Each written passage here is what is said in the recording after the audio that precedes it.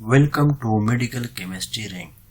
Today we will discuss all about dengue virus, its symptoms, how platelets decrease, what is the treatment of dengue fever, which food is good for dengue fever and which food to avoid. Dengue बुखार क्या है, platelets क्यों कम हो जाता है, अलामात, इलाज और खुराक मुकम्मल मालूमात आज की वीडियो में हम पढ़ेंगे. First of all we will discuss how dengue spread. Dengue virus किस तरह फैलता है. डेंगू बुखार इंसानों में मच्छरों के काटने के एडिस मादा के जरिए मुंतकिल होता है. जब डेंगू बुखार में मुब्तला एक मरीज को एक वेक्टर मच्छर से काटा जाता है तो वो मच्छर भी मुतासिर हो जाता है और वो दूसरे लोगों को काटकर इस मर्ज के फैलने का सबब बनता है. ये मर्ज इंसान से इंसान में बराह रास्त नहीं फैलता. What is the symptom of dengue fever. Dengue बुखार की तिब्बी तौर पर अलामात में तेज बुखार, सर में शदीद दर्द, आंखों के ओकप में दर्द, पट्टों और जोड़ों का दर्द, मतली, उल्टियाँ, सूजी हुई लैम्प्स नोड्स और दाने निकलना आना शामिल है.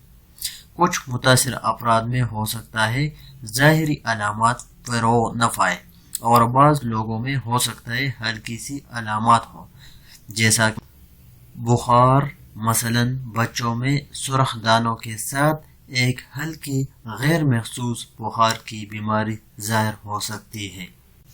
How platelets decrease and dengue fever.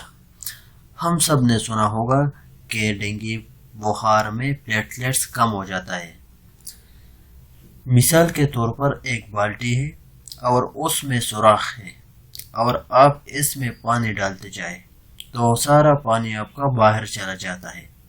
इसी तरह डेंगू में आपके रगों में छोटे छोटे सुराख होना शुरू हो जाता है. तो इनमें सबसे पहले जो चीज़ बाहर आना शुरू हो जाता है वो है प्लेटलेट्स, क्योंकि प्लेटलेट्स सबसे छोटे सेल होते हैं.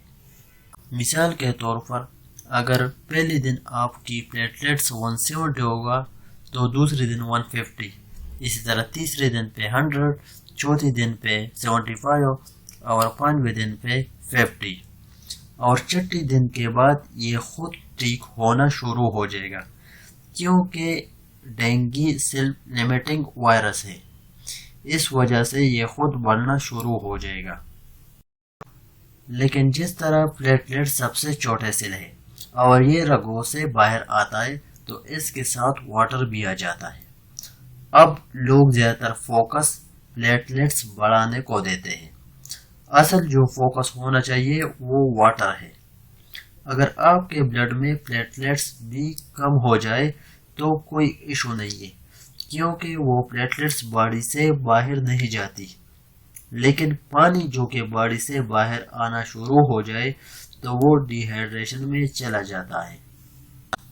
और डिहाइड्रेशन बहुत ख़तरनाक है प्लेटलेट्स कम होने के, क्योंकि प्लेटलेट्स बॉडी से बाहर नहीं जाता और डिहाइड्रेशन की वजह से वाटर यानी पानी बॉडी से बाहर जाता है. इस वजह से हम डेंगू फीवर की ट्रीटमेंट में नॉर्मल सलाइन यानी NS लगाते हैं ताकि पानी की मिकदार पूरा हो जाए. How to manage dengue fever. रगों से प्लेटलेट्स और वाटर बाहर आना शुरू हो जाए तो इसको किस तरह मैनेज करेंगे. तो पहले प्लेटलेट्स लेवल को मालूम करने के लिए ब्लड CP मालूम करना है कि स्टेट आबशाक में तो नहीं जाते, और वाटर मालूम करने के लिए कि डिहाइड्रेशन तो नहीं हुई.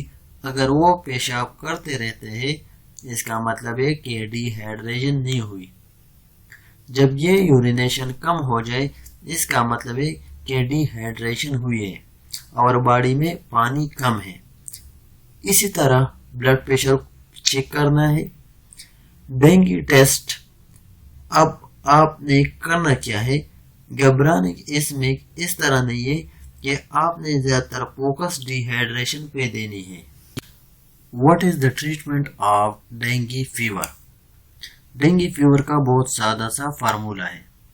انجیکشن پیراسیٹامول، اس انجیکشن کے ساتھ بخار کم ہو جائے گا۔